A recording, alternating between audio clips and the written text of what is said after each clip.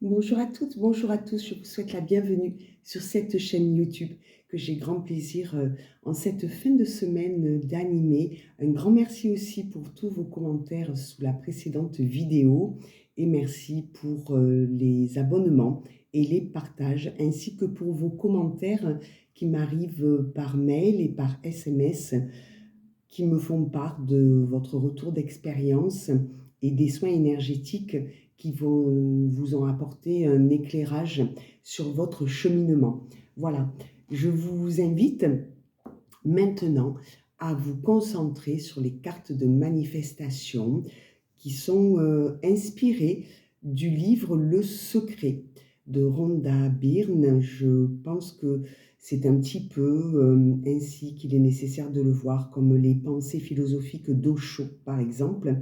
Et puis, nous poursuivrons notre guidance intuitive avec les cartes oracles d'Alan Kardec, pardon, je bafouille. Et c'est histoire de voir ce qui se passe un petit peu dans la vie de notre impératrice et dans celle de notre empereur. Ce peut être vous en solo, en duo, une rencontre qui est en passe de se faire, ou alors une amitié, quelqu'un dans votre famille, votre entourage, et cela cible en règle générale tous les domaines. Donc nous allons voir les cartes qui sont associées à ce cheminement. Tout d'abord, les cartes de manifestation, donc je vais en tirer 3. Ça peut vous aider à partir avec un mantra dans une méditation. Parfois on me dit je ne sais pas comment méditer. Eh bien, le sujet peut être abordé ici. 3 cartes. L'argent ne fait pas le bonheur, mais le bonheur attire l'argent. Si tu continues de penser que tu as besoin d'argent, alors tu continueras d'attirer le besoin d'argent. Tu dois trouver un moyen d'être heureux maintenant, de te sentir bien maintenant, de ressentir la joie maintenant, indépendamment de l'argent, car ce sont ces merveilleux sentiments qui l'attirent. Je ne peux que partager cette pensée. Très souvent, vous me contactez aussi parce que vous avez des choix à faire et c'est kafkaïen, très difficile parce que vous avez construit, vous avez bâti une existence autour de l'argent, des biens, du matériel. La société nous y encourage d'ailleurs. Et des fois, c'est compliqué quand il y a un choix à faire de se passer de tout cela parce qu'on a des peurs, des angoisses. Et si l'on vient d'un milieu modeste, par exemple, on a peur de tout perdre et de recommencer à zéro. Pensez bien que c'est vous qui déterminez. Vous pouvez, comme on dit, vous refaire, comme on se refait une santé. On refait aussi son abondance parce qu'elle est présente et elle ne demande qu'à jaillir. Le tout, c'est qu'elle ne nous contrôle pas, qu'elle nous serve. C'est un outil, cette abondance financière et matérielle. Et bien souvent, nous la laissons nous bloquer dans ses choix. À vous de voir ce qui compte le plus. La concentration est essentielle. Plus tu y penses, plus tu en parles, plus tu l'invites dans ta vie.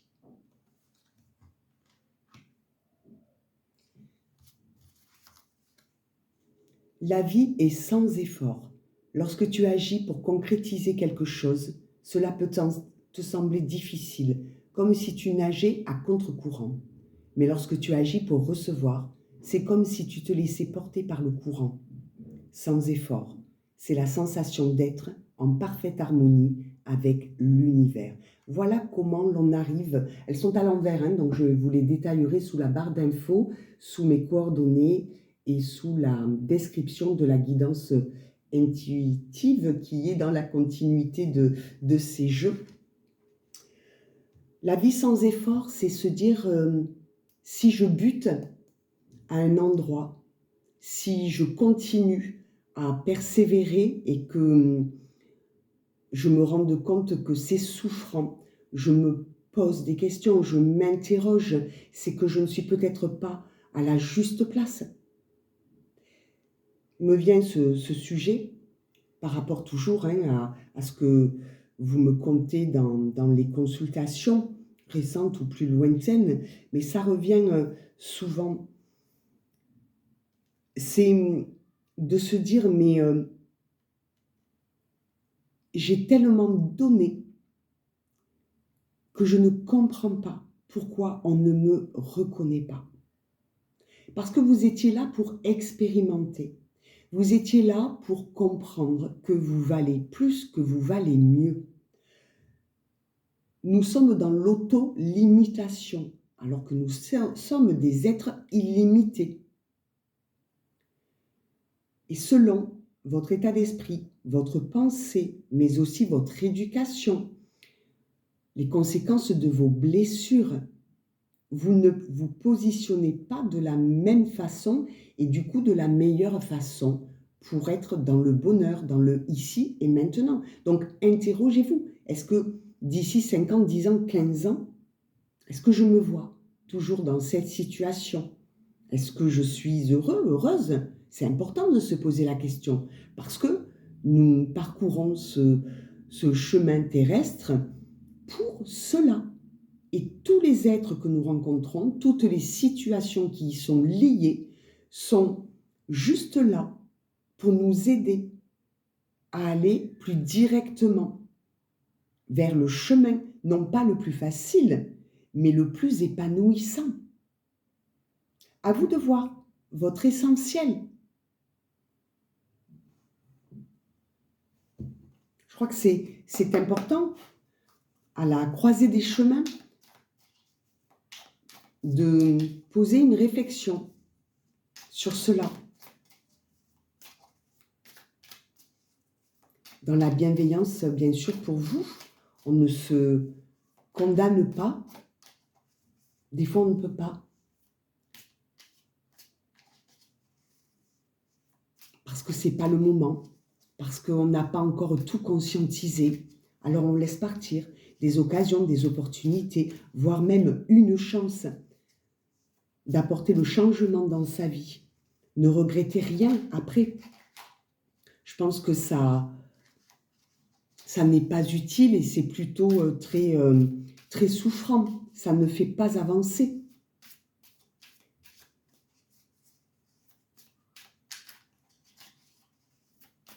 Que peut-on nous dire sur ce chemin? Alors mes guides, s'il vous plaît, quelques cartes. On dit que c'est un état d'être étouffant parfois, quand vous résistez.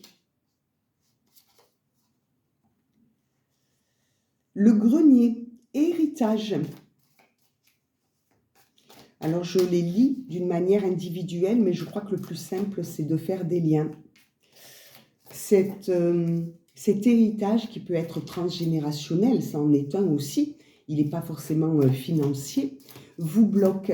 C'est ce que j'entends. Ce peut être le regard des autres, se dire c'est bien beau cette prise de conscience que j'ai, mais est-ce que ça va correspondre, est-ce que ça va être cohérent avec le restant de la meute, de la famille? Pas toujours. Et c'est vrai que ça demande bien du courage de sortir de ce sentier balisé par nos ancêtres, à se questionner. Je vous la montre quand même, l'héritage.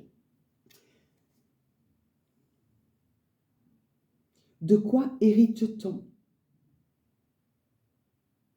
C'est une question où vous vous êtes posé, où vous devriez vous interroger sur ce thème. C'est ce que les guides vous invitent à faire en tout cas.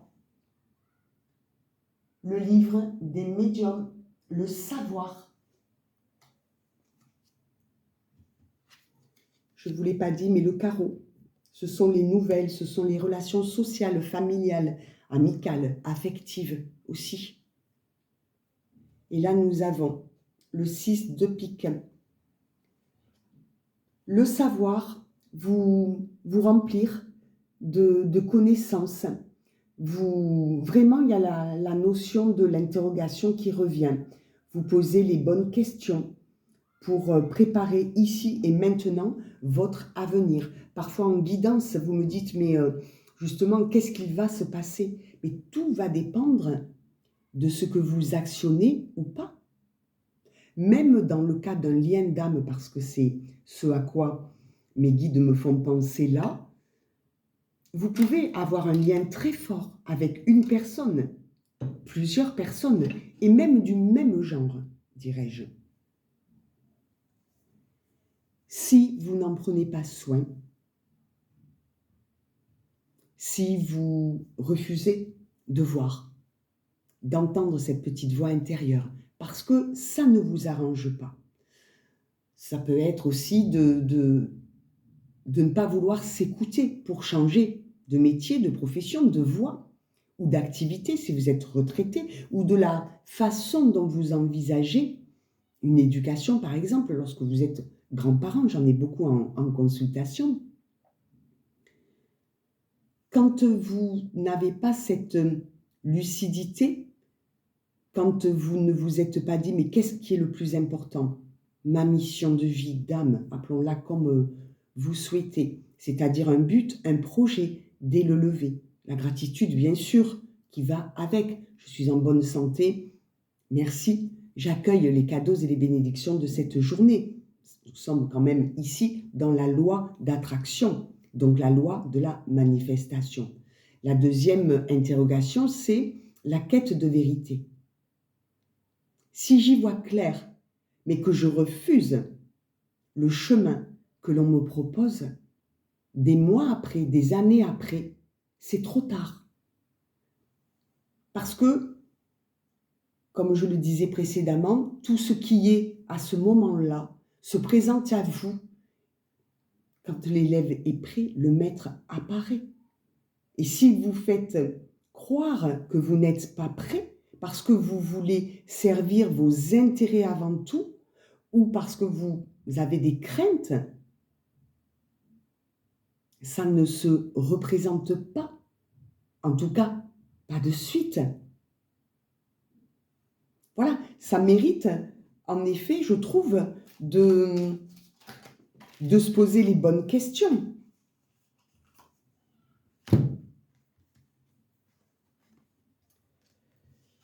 Le poète, la sensibilité, ce peut être vous, masculin, ou alors quelqu'un dans votre entourage, chère féminine, me parle de rencontre, quelqu'un qui va être sensible à votre être, à ce que vous émanez, peut-être même à vos connaissances, à votre savoir. Il y a quelque chose qui va vous relier. Et il y a la joie qui vient derrière, l'allégresse, me semble-t-il, l'exaltation plus exactement, le bonheur. Oui, ce qui vous attend, c'est ici, si vous prenez les rênes de votre vie, actionnez un mouvement, quel qu'il soit, pour mettre un peu aussi au défi les situations stagnantes. L'année du cheval de feu, l'année 1, l'année du bélier, le fonceur, le meneur, qui a la réputation d'agir avant de penser, pas toujours, des fois c'est tout réfléchi. Quand quelque chose bute, une fois de plus, on bifurque, c'est de comprendre certes, mais on ne s'attarde pas. On pose une action.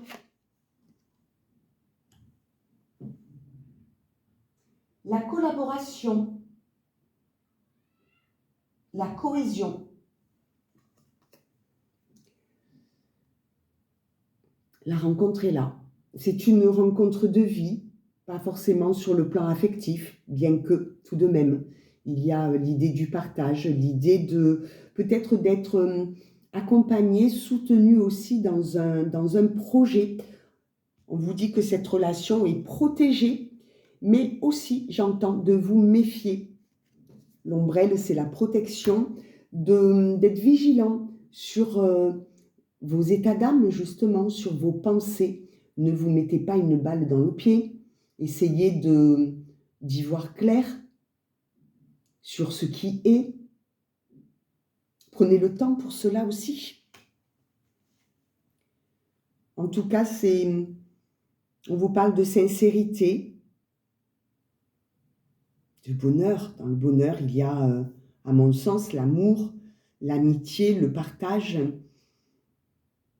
sur tous les plans, parce qu'il y a quand même, je prends cette carte pour aussi le côté intellect, une osmose, une compréhension mutuelle, sans même parler. La dernière carte, il y a des cicatrices qui deviennent jolies, tu sais. Ne laissez pas vos blessures anéantir un lien. Faites-vous accompagner au besoin, observez,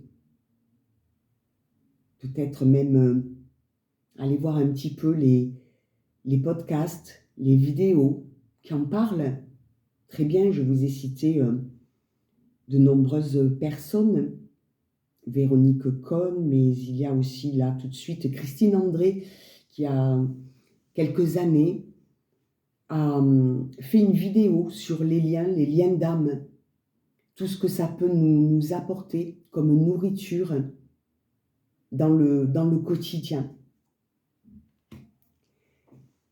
Je vous souhaite de prendre soin de vous et je vous dis à bientôt. Au revoir.